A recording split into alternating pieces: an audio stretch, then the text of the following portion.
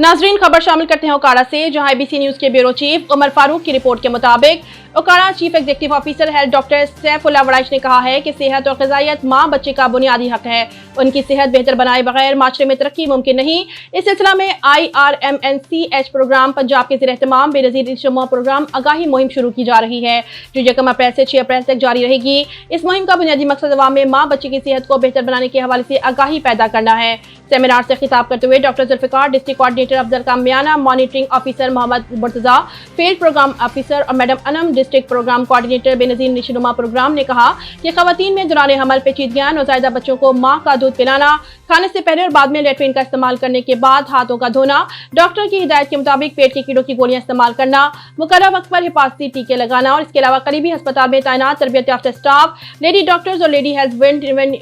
Visitors की ज़ेर निगरानी बच्चे की पैदाइश के हवाले से सहूलियात की फराहमी मौजूदा हुकूमत की अव्वलीन तरजीह है। सेमिनार में lady health worker, supervisor, NGOs के नुमाइंदों, सहाफ़ियों और शहरियों की कसीर तादाद ने शिरकत की।